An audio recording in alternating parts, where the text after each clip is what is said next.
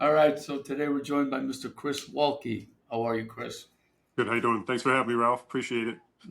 Well, thank you for giving me your time. I really appreciate it. No I've worries. heard a lot of good things about you and from people I kind of respect in the industry and you're spoken highly of, and I just thought I'd like to hear from you, you know? Cool. Very good. Good. So why don't you start by telling us, your trajectory? How did you get to where you are and where to start? Yeah, I started playing when I was little, 5 years old. I grew up in St. Louis, and I guess through my career, I've been pretty You fortunate to be froze there. around some pretty awesome people, some great teachers. When I was in St. Louis, I don't know if you remember Dutch Harrison. Reconnecting. What happened? One of us is gone here.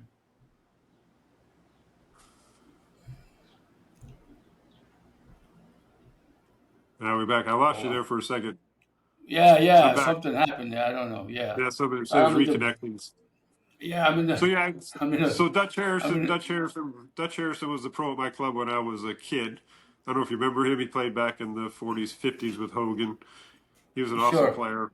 Um, when I was 14, my dad retired. We moved to Carmel, California.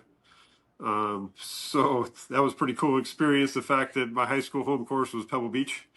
So I played out there like 4 times a week. It's pretty cool, actually. But when I moved out there, it's funny because my father joined Carmel Valley Country Club, and that's where Ben Doyle was. And at Monterey Peninsula Country Club was John Gertson Sr., who taught Johnny Miller, and I was a huge fan of Johnny Miller's. So when I moved there, I mean, Ben was there. He gave me the handshake and said, "Sustain the leg," and he had all this stuff going on. And I was 14 years old. I'm like, oh my God, what is all this stuff, right? Right. So I went and took lessons from John Gerson Sr., which was really kind of like very simple.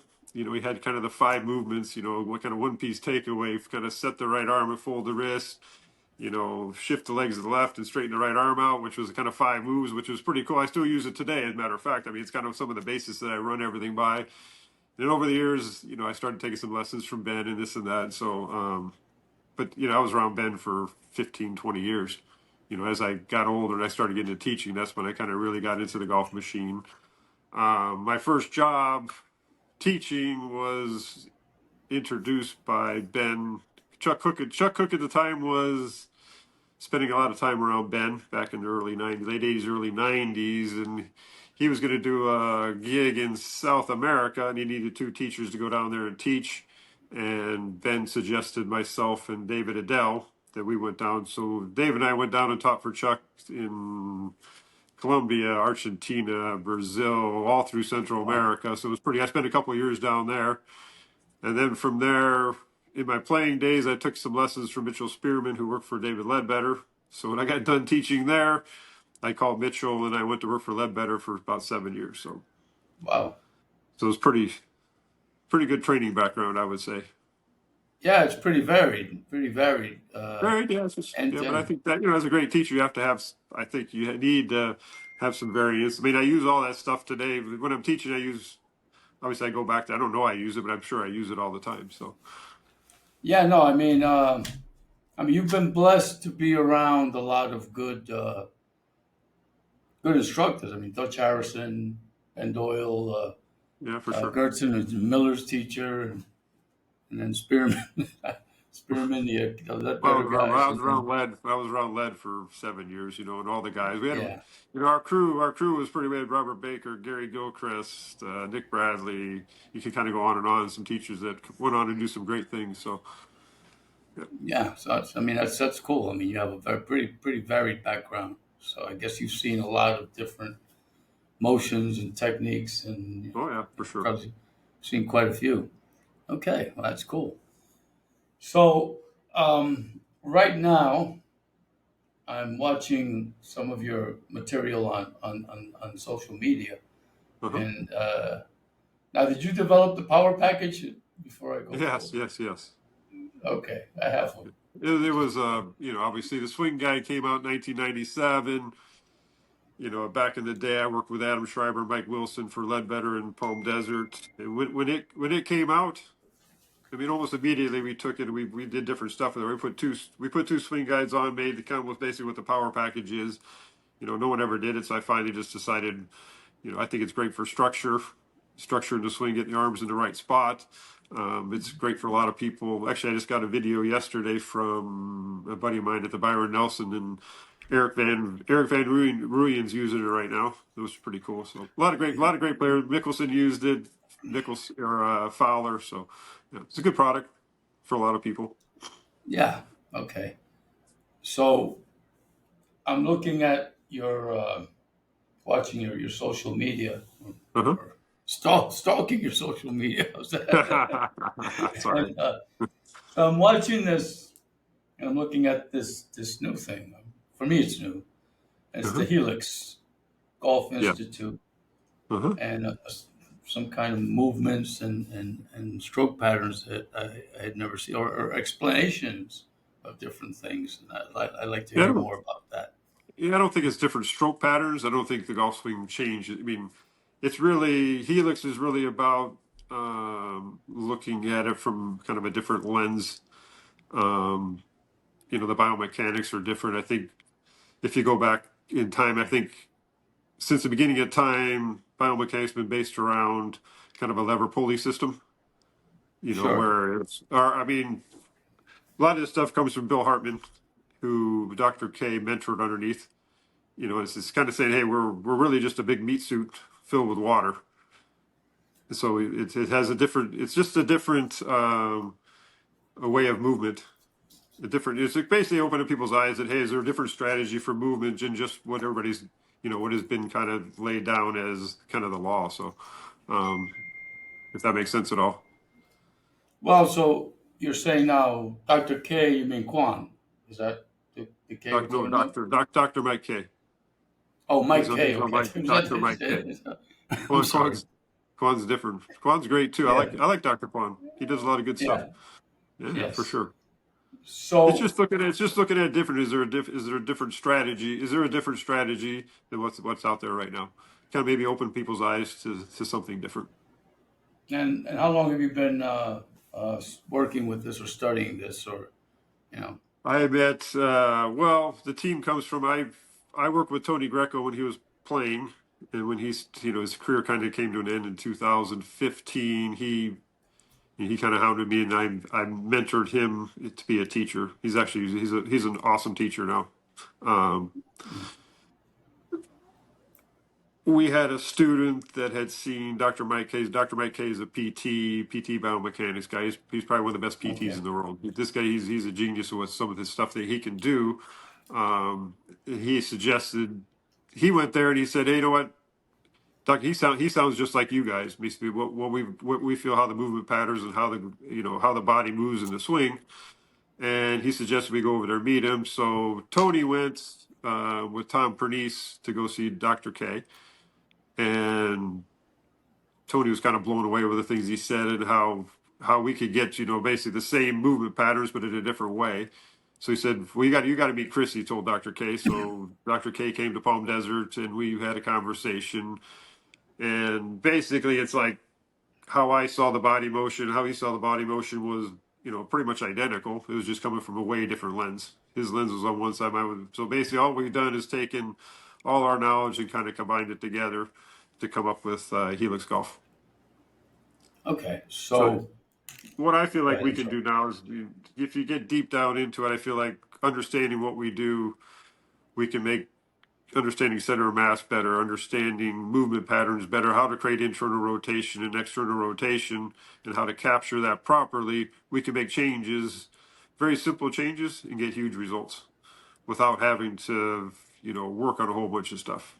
It's just you really get the downstream effect versus actually having to try to work on a whole bunch of stuff. But that's where people probably get into trouble because they're actually missing something, and which that simple thing could make everything else a lot easier. So it's basically what we do is we're looking way deeper under the hood. That's what I would say than everybody Well, else. it It's a sounds bold like statement, but I think we're looking deeper under the hood. It starts with foot contacts, and then from the ground, the sure. foot contact. If you don't have the foot contacts, how is everything? What's going to happen up top above? So I watch Instagram I watch Instagram. I cringe half the time I watch Instagram because people's feet are rolling all over the place. I mean, it's, so, obviously I'm pretty biased. So, I don't know. I mean, look, if you've been around the game, you've been around the block a while, and you've experienced a lot of different things, and if you know, I mean, if you can, person of your level can validate it, then there must be something to it. And from what I see, seems to be working cool. I mean, it's just a different. it's different. Sometimes, sometimes it's just a different way of explaining it, or you know what I mean. It's how it. I think it's more about how the message comes across to the person in front of you, Right. and if that's what's going to get them to do, you know what I mean? Like, is Yeah, that? but I think what makes us really different is understanding people's shapes, their structure, and the big part of it is the player's structural constraints. You got to take their structural constraints into account because they might not be able to move or do the things you want them to do unless you understand that, and then it makes the changes easier. So, under like Bill Hartman's archetypes, we basically boil it down to narrows and wides.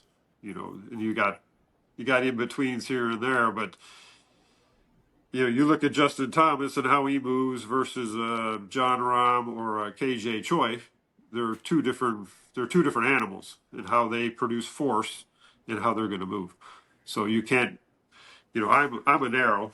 I'm 6'3". I'm like a beanpole, right? Well, I'm Right, not gonna. right. I'm not gonna work. I'm not gonna.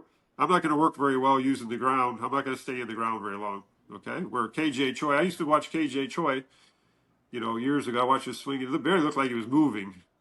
He was looked like he was stuck in the ground, but he could create a lot of force and hit it pretty far for a guy that didn't move very much, right? Through impact, Yeah, his feet were flat on the ground, right?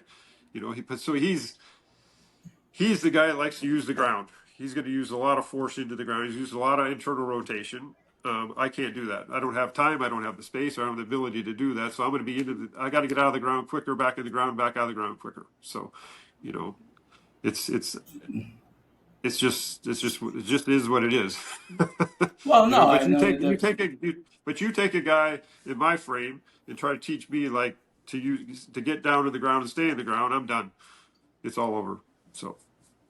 You're not going to be Craig Stadler, and you No, no, Craig Stadler. Yeah, know, yeah, for sure. Yeah, so I mean, KJ Choice actually was a power lifter before he. that's what I was going to say. That the KJ's was a Yeah, power lifter. he was a I did power a lifter. post on that. So I did a post on that. I said, "Here's their power lifter, KJ Choi. And here's Justin Thomas. He's the ballerina."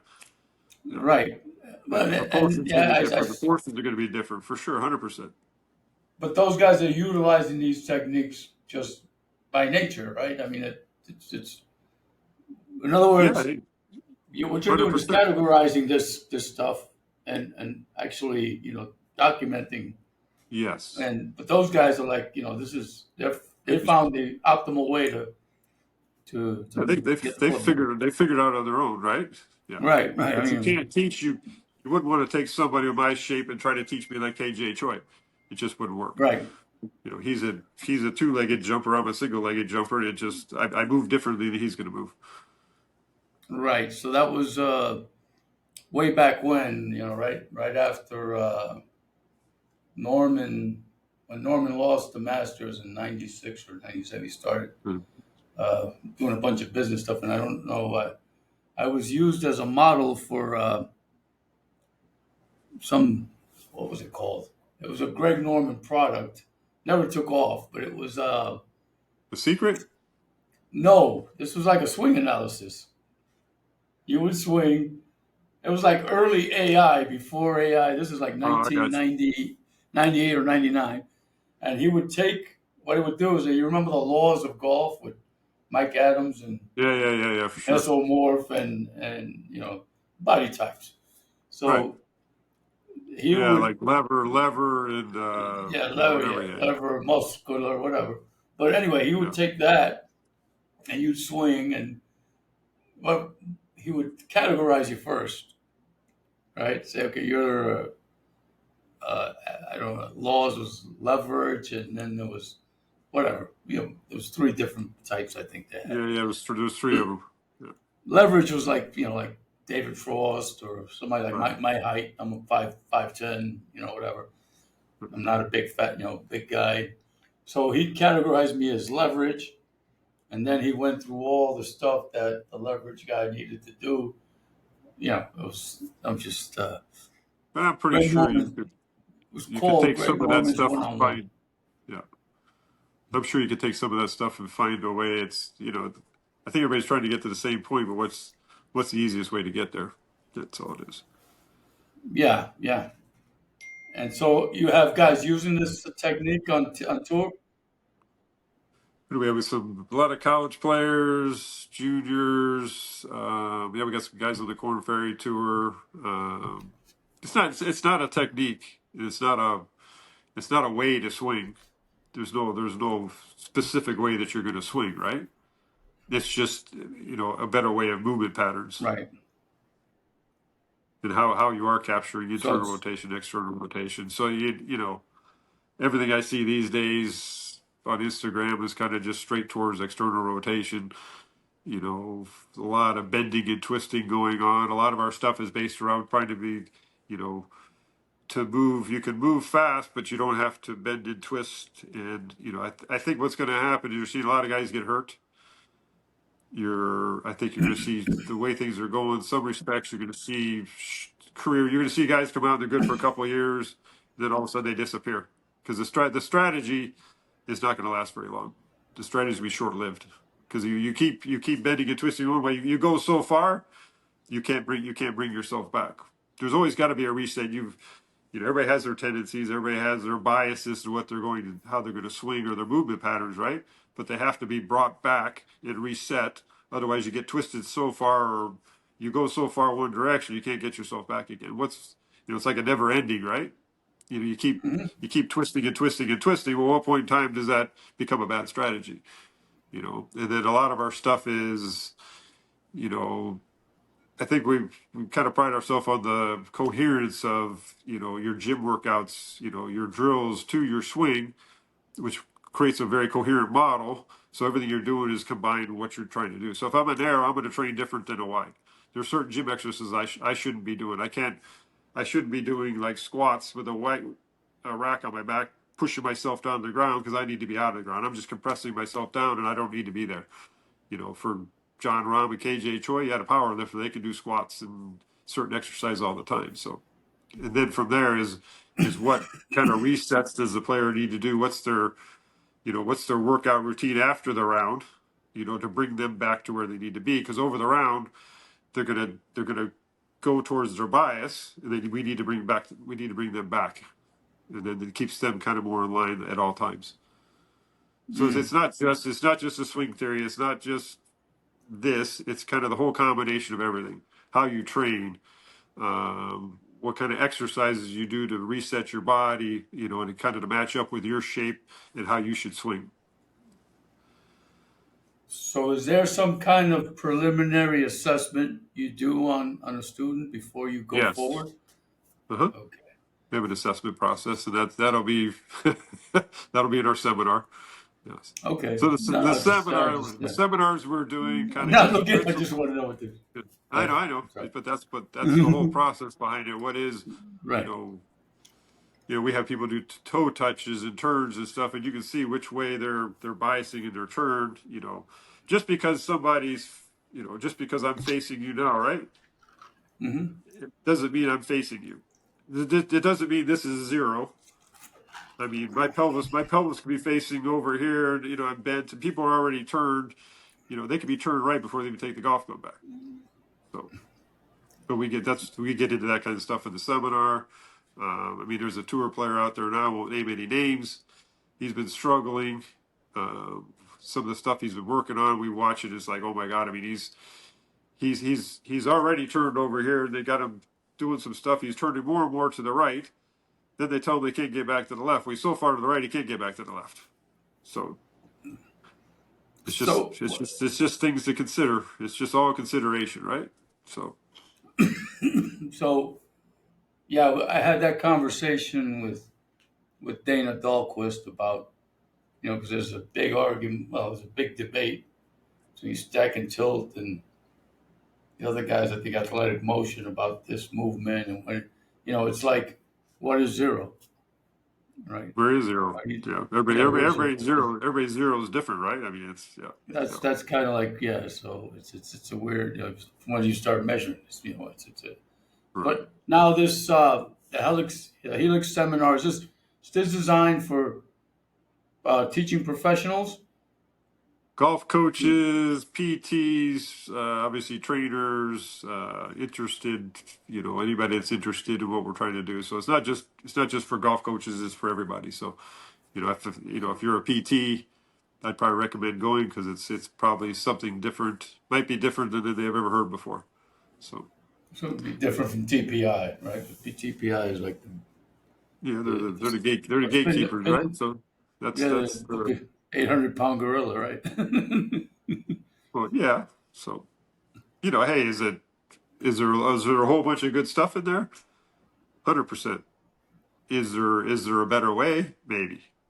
You know, are you taking into account the different? That's the whole point. Is every golfer is shaped differently. They all have their different biases or their what's going on with their body. And you need to take that into account. Otherwise, it's just a big factory, right? You know, Right, you, right. you So there's can't take some, you can't take Nelly Corda and say, okay, well, you're going to do the same gym exercises as John Rahm. It just doesn't work. You're probably going to get hurt.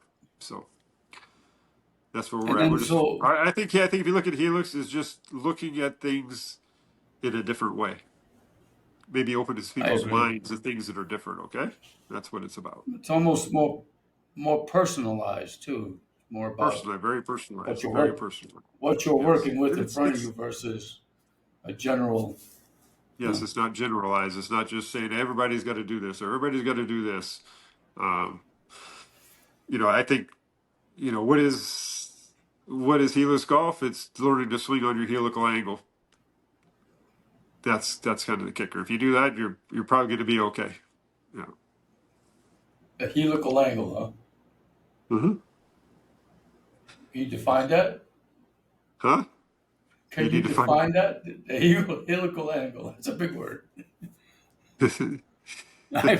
Well, my helical angle you is just know, you need to come to the seminar, but that's what I it's can't based around the describe. helical angle and how you move to swing on your helical angle. That's the basis behind it. That's the So whole. That's the whole. Yeah. Okay. that's So, it. okay. So your seminars are now. When's your next one? June 24th, 25th in Murrieta, California, at Bear Creek Golf Club, and yeah, Bear Creek Golf Club. And you have spots open. Yes, Okay. Good. So what I'm gonna do I is haven't looked at it. I haven't seen how many, but yes, I'm gonna post the we've link done. to We the. did one in South Carolina in with Code Breakers in February, and we did a PGA seminar the next day for the uh, Carolinas PGA. Then we did one in New Jersey in March. They all went well, so yeah, it's Okay. cool. So you're It's different, at least it does. Most people that come in, it really opens up their minds to some different things. Where center mass is, how you can make some changes that it's way easier for the student, much easier. yeah. Everybody, it's people usually, if they take a lesson, it's like I don't feel like I'm doing anything. Just because they get their center of mass right, they start to move better. They're not working so hard to do everything. It's like when we use I use the water bag a lot, right? I don't know if you see some of my stuff. The water bag basically is the insides of your body. Okay, being able to move that energy, move that water back and forth properly, you get it to move up. If it moves smoothly, obviously that's what's happening with your body. If that water if you're pushed forward and you start to turn early, that water gets thrown down to the ground. That's basically what's happening to your center of mass. So water basically represents your center of mass, and it's amazing. People can't move the water, and they can instantly feel, "Hey, God, I'm getting pulled down to the ground." I mean, if you get pulled down to the ground early, where are you going? You got to get back out of the ground. So at some point in time, you got to get out of the ground. And if I look at, I hate to say this, but I don't know what's happened, but every tour player, in my opinion, is so far forward on their balls and their feet. They're all falling forward. Then there's nowhere to go but start to spin. You get pushed forward. You got to get yourself out of that. So you go back and look at some of the videos I posted earlier. I mean, everybody's into this AP force, this pushing off the left foot and jumping backwards, right? Well, in Yeah, my getting opinion, your head back. they're so far forward. The only way you can get into their space back behind him is to Oh push harder fuck! and harder and I got harder. stuck again. And when does that become a bad strategy? Ah, Because now you're I don't know. thinking, One of us is stuck here.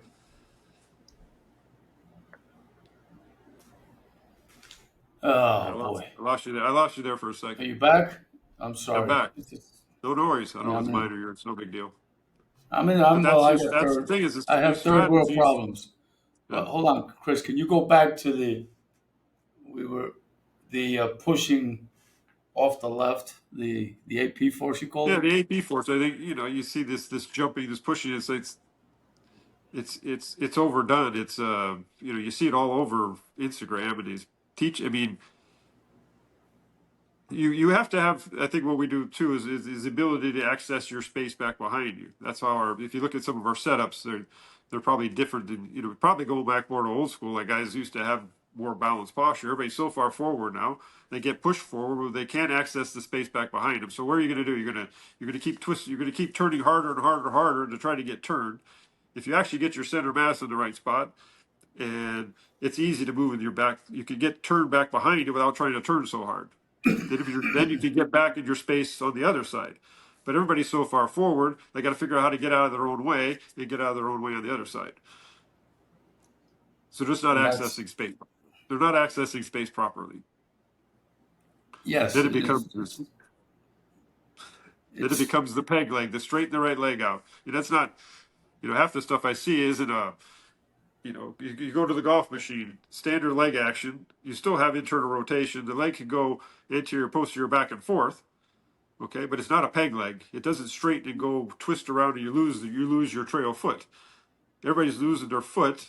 The foot's gone so DR. How do you get back going the other direction? Yeah, I can go.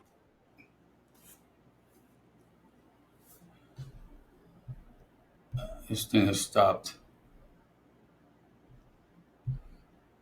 Something. It's said Chris Walkey's recording has stopped. I don't know what happened there. Nah, my phone was ringing. Sorry. Okay, came back. All right. But foot, Um, it gets back to us. It's foot contacts, center mass. If that's all working properly, it's easier to start making the changes, and people don't have to work as hard. so basically, okay, I'm a golf pro. Let's say I'm Keith Morgan, my Uh friend, huh. right? I Yeah. attend your seminar. Uh huh. I'm already working with whatever I'm working with. So now I just use your stuff to complement or a different perspective on what's going on, right? Maybe. I don't He sent me a swing. Yes, he sent me a swing yesterday. He's like, "Oh my God, I'm hitting it great." It's like, but he's changed. He's changed his posture. His center mass is moving differently. He's happy right now. He's like, so it's working. you It's can call working and for ask him. him. You can call and ask him. I mean, No, it's a lot simpler. I saw, A lot of other stuff he's trying. So yeah, he put it up on his status and said he was hitting it great, so I believe him. He's good. He's honest. it looks different. But then if you actually look at it, look at his old stuff, and look what he's doing. I mean, everything he's been trying to do, he's actually starting to do it. He's starting to feel it, and he's hitting it better. So Right. there's your That's kind of it. answer. Yeah. Yeah. Yeah. No, I mean, And I at the agree. end of the day, it's you look at how they're playing. How do they take that and start to play? I mean, we've had some guys. They're injured or they've been struggling, and you make a couple simple changes, they start to play better. And they don't have to think as much. That's kind of Right. where it's at. Yeah. Okay. So, I mean, well, how many are you certifying people, or is there some kind of, Well, yeah, I think where you get to where we'll probably certify some people down the road. Yes, and that way they I can. get that. I get that question asked all the time. Well, the reason I'm saying this is because this sounds like something that might help a lot of people. Oh, for And sure. if it Well, gets and if it gets to the point where yeah, I can't fly to. You're in SoCal. yes. Yeah, Did you live in Southern California before, or a long time ago? no. Or? Here's what it is. I fell in love with Greg McHatton's swing, and I started track. Actually, I have an office. I have an office in Southern California, and well, that used to be in Englewood. Now it's in I don't know where it is. But I'm based in New York. Okay. I have an office in Southern California, and every once in a while I get to travel on the project's dime to California. So what I do is I go out and take golf lessons and visit guys and Oh, there you come go. back. Cool. Yeah, Awesome. I I'm an East Coast guy all the way. Very good. I Awesome. just I just hung out a lot there with those golfing guys, and There you go. yeah. So yeah. For example, I couldn't.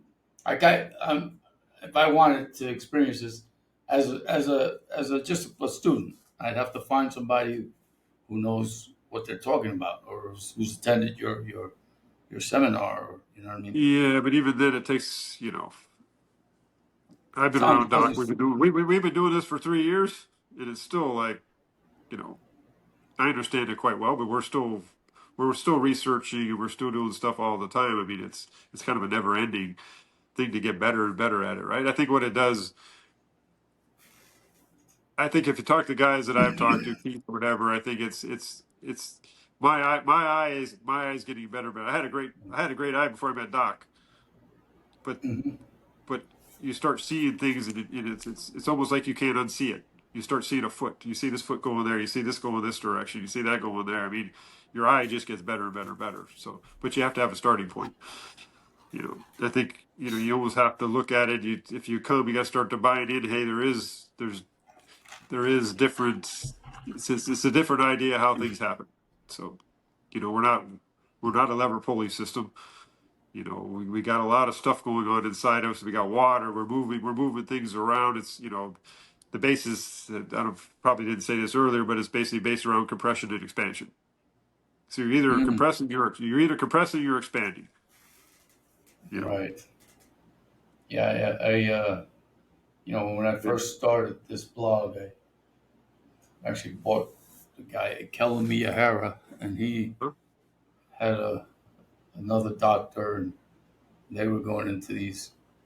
I guess and a lot of people are using that the methodology that he Huh? was the spine engine and all that spine Spine engine engine, and crew. Yeah, yeah, and so this sounds something like they can take off just like that did.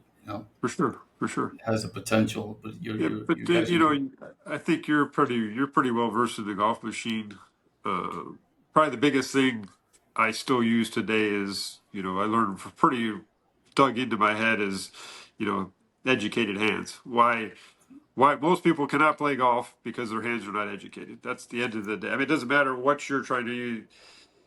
If you don't know what to do with your hands, you're not going to play good golf.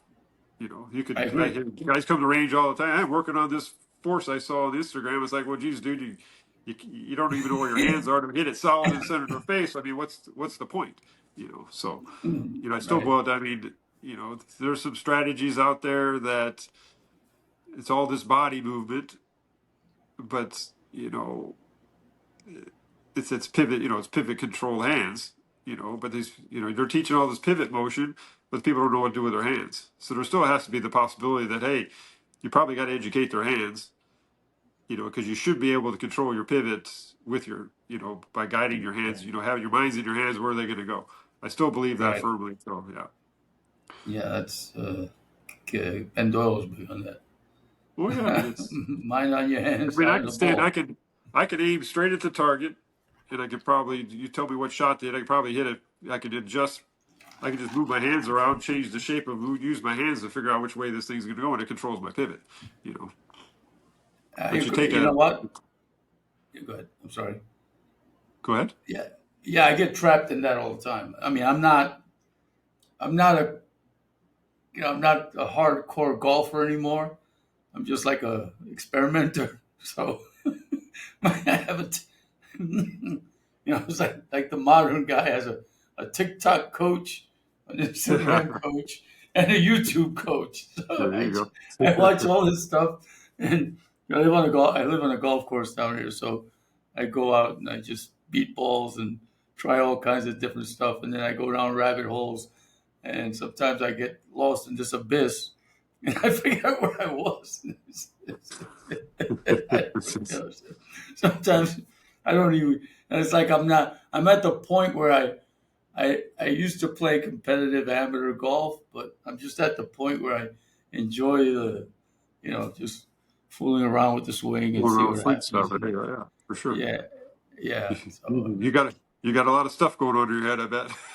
yeah, well, I'm talking to everybody, and and then it's just a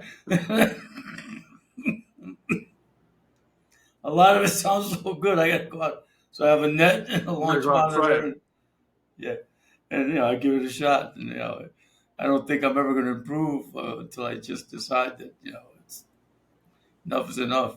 But sometimes when you get on the golf course, you just go into survival mode and you figure out a way to get in the hole, But whatever that's you got playing. on that But day. that's playing golf, right? And that's Yeah, another end of it, right? yeah, It's not just all golf swing. You got to still be able to play. I went and played. I hadn't played in a year, 16 months. I played like 4 rounds in the past 7 years. I'd hit a range ball. I hadn't hit a. I didn't warm up. Hadn't played in a year, 14, 16 months. I got first of all, I told my guys, I was playing with a couple good players. I said, I don't know what's coming out of the bag today. I might be a disaster out here, right? If I somehow got it down the center of the fairway, kind of, kind of hit a little hook off to the left with my second shot on a par five, got it up on the green, maybe a par. Hit a little kind of like low hook into the left bunker, and I said, shit. I said, I got to start hitting some cuts. So my second shot of the second hole, I had to chip out of the bunker. Then I hit this. I said, okay, I'm going to cut this 6 into his back right pin. It had a nice little cut in there. So I decided I'm just going to hit cuts for a while until I kind of neutralize or get myself brought back so I'm not ducked underneath hooking it. And next one was a par three. I had a nice little cut in there too, made birdie. Then the next tee shot, I said, geez, I used to take hit driver off the deck to kind of fix my swing so I couldn't fall backwards and hook it. So I started hitting some drives off the deck. Pretty soon I started hitting some drives. And pretty soon, by the end of the round, I had some feel. And pretty soon I said, I'm going to hit a nice high draw with my driver on this one. And pretty soon I had something to play with, right? But that's right, playing golf, right? Kind of knowing where you're at. It's not just right. if the kicker is if I went to some trying to fix my backswing or do something, I would have been a disaster. I would have shot 100. That, Yeah. So that's exactly there what. is that balance between the two sides of you got this side and this side. You're just trying to find some middle ground that you can play with, right? Yeah, that's It's what the great definitely a players game. do. Faldo, A game. I was Mhm. around Faldo quite a bit with lead, and he was the best at working on his golf swing, goofing around with it, working on it. But then he could turn it off and go to the other side and play golf. You know, I spent years and years. I taught David Frost forever. I still talk to him, but I see him when he comes to California, when he comes out for the senior events, and I'll work with him. But I asked him one time, he's nuts. I shouldn't say that, but he works on Right, oh, it's yeah. every 5 seconds. This, and this. I said, dude, I said, how do you go play golf? He goes, I just look at the flag and hit it at the flag. That was his answer. He just shuts it off. He just goes Yeah, and but plays golf. that's ironic because um, I met Brian Mogg. Uh huh. Uh, I he work was with Brian back Bach for from. a little better. Yeah, there's another kid named Brian Mogg on Instagram, The and junior. I thought it was that. I thought it was that Brian Mogg. I said, "Hey, you lost a lot of weight, dude." He says, "Man, I was." I said, "I was skinnier." I said, "Really? No, wait, this can't be the same guy." It's like I think it's his nephew. That's his nephew or son. Yeah, yeah, yeah. Yeah. I worked with Brian. I worked with Brian at Ledbetter way back in the day. So yeah, Yeah, so he had given me good some guy. footage. I don't know what I should say this, but he gave me some footage of Faldo at the PGA show. Hey, don't worry about it. He emailed it to me later on. Um, and then, he told me that Faldo was like the ultimate field player. Oh That yeah, they had him as this mechanical robot, but the guy, like when he was playing, he was all about feel. It oh wasn't yeah. like He turned up. He won it the was, British Open in '87. Basically, he was always kind of a left. He was kind of a left pivot diver. He won the British Open actually, uh, counter rotating his hips this way back that way. So that was his swing thought, or that was his feel, right? Just so he wouldn't dive down on his left. So yeah, he was the ultimate field player. He just was mechanical. He was like I said, he could turn off the mechanics and turn it into a field, and off he went. So that's how you win six majors, right? Yeah, I still think I still think his career ended. I froze on me. Yeah, that's all right. I don't know. One of us is having an internet problem here.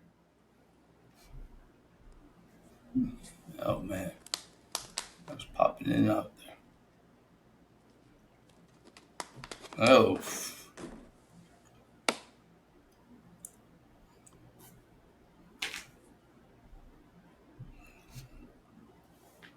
now we froze up there for a little while. Are you All right, we're back back. yet? We're Yeah, back. We're you are. back. I'm sorry about that. Now I was going to Now, say one about of Faldo. You know, he won the Masters in '96. He won the LA Open in '97. He played he played with Tiger the first two rounds of '97 Masters, and Tiger's hitting it 100 by him. You know, 15 Tigers hitting wedge into the green, and Faldo's back there hitting three wood or laying up whatever he's doing. yeah, I think that was the point in time. Faldo, he didn't really do anything after that, right? I think he knew his day was done. So, but not but that 100% was like positive on that. But I'm pretty sure he was like, you know, he built his game around hitting it straight for the U.S. Open, right? He never had a ton of speed. He didn't hit it very far, but I think at that right. point in time, he was like, I can't compete with these guys anymore. So, but Well, the interesting thing about that is that Faldo was measured by the British Olympic Committee. He actually had the strength of an Olympic rower, the stamina of a marathon guy. Like, but he was playing this He wasn't the only. It was an era. Because Curtis Strange was a long hitter at Wake Forest, and all of a sudden yeah, he decides he's going to start just getting the ball and play. And he won right, back-to-back U.S. and, Opens, yeah, and that was like the trend of that time. right, Like I'd rather have a 6 iron from the fairway than a 9 iron from the rough. right, Now we know that's not. But when he won the L.A. Open, he went from. I think when he won the Masters. He went to a steelhead, the Tezoid, right? right, When he won the L.A. Open, he jumped to the titanium Tezoid, right, and he was hitting it pretty. He was hitting it pretty. He was hitting it past Stadler, who he was paired with, right. and I was surprised. So something must have clicked in his head and said, "I better start figuring it out." You Right, know, hit it a little further for sure, for sure. yeah, Yeah, but Curtis Strange could bomb it back in the day. Then he went yeah. kind of more with the Ballard and kind of got a little more movement, didn't have enough much speed. But yeah, I work with Lanny Watkins a lot. He said Curtis Strange just kill it back in the day. So, Yeah, yeah, they but said he's called Brutus. he built his game around winning the U.S. Open, get into the fairway and control it. So yeah, But that was Faldo's goal was to win the U.S. Open because if 100%. Yeah, anybody was built for that type of golf, it was him. And he right. never, never quite accomplished it. And Like what we you used to know, say though, when he was talking to Mitchell and whatever, but he grew up in England. They played more soccer, and he didn't play a whole lot of like bat sports or throwing a ball, right? So I don't think he right, had this kind of speed with the arms, or like hockey players. Hockey players make great golfers, right? They kind of combine it all, right? With you got to keep your balance on your feet. You hit a slap shot, right? They're unbelievable. right. Yeah. He rebuilt his swing with Ledbetter, and Oh yeah. it was a more of a controlled motion A little as more opposed rounded, to less vertical and sliding. A little more rounded. Yeah. yeah, it's reverse C finish. He's got rid Uh-huh. of that, and Yep. yes, it was good. It was good. So, Chris, hey, do you? I saw a comment on one of your posts about DiCiani. Is that Keith DiCiani? Did I say something? Somebody said something. Is that Keith Somebody said something. DiCiani? I know Keith Easton. I used to work with him here in the desert. Yeah, yeah. He's a pretty He's talented one of guy. your. Super Yeah, talented. he won the I haven't state seen him. open. I haven't seen him in 20 years, but yeah, Yeah, he won the he's down. state open in New York, Yeah. and he won Yeah, the New that's York. right. How long ago I was think he's that? played a couple of people. Wow, that must have 20 been years, 16, 20 17 years years ago. ago. Yeah. So He beat the kid he beat is the kid that grew up in the range where I used to work. He was number 2 at St. John's behind Keegan Bradley. and they would. And DeCiani was like he's like he tour level player at that time. I think. I mean, he Uh-huh. like multiple PGA championships and that stuff. I thought he might have been in working with you guys. That's why he No, just he just disappeared. somebody made a comment. He just disappeared. I'm like, what the, I yeah, don't know where he went. that's, yeah. He was with McLean down in Florida, and then And then he for a moved out while. here. He was with McLean out here in the desert, Palm Springs, and then he Hmm. disappeared. I don't know what happened to him. So, but, Yeah, I think he wanted to become an actor or something like did he? that. Yeah, He that was probably his could have. thing, He right? probably could. Yeah. Yeah, Good looking yeah, guy. yeah. Good looking guy. Yeah, big tall guy. Yeah, Tall. could have been a yeah. I mean, all right, was there anything you'd like to add that we haven't covered? That's pretty much it. I think we went through a lot. Good. Uh, So let's rehash one more time yeah. the summit or the seminar Yeah. the clinic you're doing is it's going Yeah. to be where? June 24th, 25th, Murrieta, California, Bear Creek Golf Club. It's gonna be good. Maria. Two Okay, days. Two I'm gonna. days. Yeah, we got lunches included both days. It's like 9 to 5 both days. We got some stuff from our sponsors, Strixon, Link Soul, Power Package Golf, Orange Whip. So probably get some swag. We get some swag out of that. So that'd be Cool. cool. Yeah, we'll do some. We'll have our force plates in the room. We'll do some coaching stuff. We'll kind of coach through. We'll kind of go through our principles of how we assess players, then get into how we coach this out. We'll probably, obviously, we'll probably try to get to some of the attendees of how we coach this out. We'll put them through some of our stuff. That's where it really gets the coaching part. Taking all that information and putting it into coaching is where people really the light bulb kind of goes off. They start to see the difference in how how That's why how they. important the center mass is and how the different players move differently. You can totally see it. So yeah, That's how they draw the connection. Once they yeah, draw the connections, they get that aha moment. Okay, see, yes, that's what there's you're the talking aha about. moment. Cool. Yes, yeah, Yeah. cool. Okay. Well, Chris, it's been a pleasure talking to you. I really Yeah, appreciate you giving me your yeah. time. No worries. I know Anytime. you're the best. Thank All you. right. I appreciate you having me. Take care, man. See ya. Okay. All right. See you. Bye bye. Uh, all right.